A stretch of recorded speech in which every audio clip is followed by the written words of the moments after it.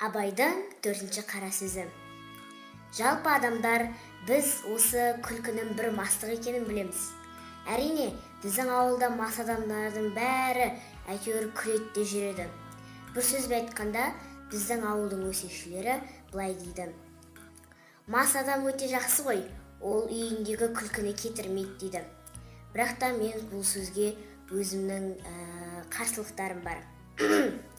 Жалпы адамдар өте көп күледі. Әрине, бұл өмірде күлмеген адам жоқ. Күлкісіз өмір жоқ әрине. Бәріміз өмірімізде күлгенбіз. Алайда біздің өмірімізде өте аз күлетін адамдар да бар. Мысалы, күлкі екіге бөлінеді.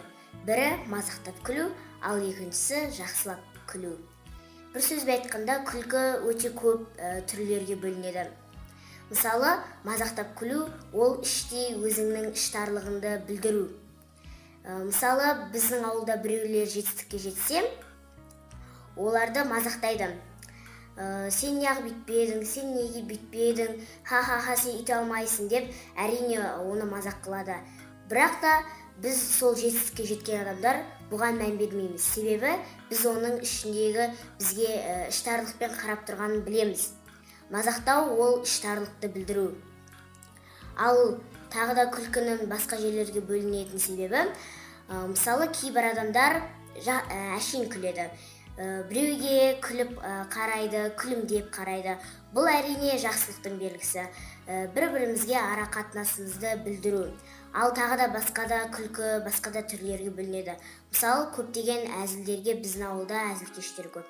Олар бір-біріне қарап күле береді. Әрине, бұл өмірде күлу деген бар.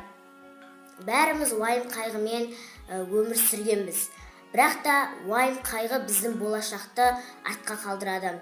Егер де біз уайымдап, уже қайғымызды ешкімге бөліспесек, бұл өте жаман. Себебі, мысалы, біз өзіміздің қайғымызды біреуге айтпасақ, біз болашаққа деген қорқыныш пайда болады. Сол қорқыныш бізді артқа тартады.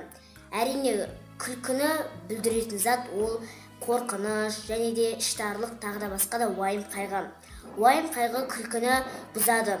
Күлкі жоқ болса, бұл өмірде ештеңе жоқ. Сонда бұл біздің қазақтың көп күлмеуі ме?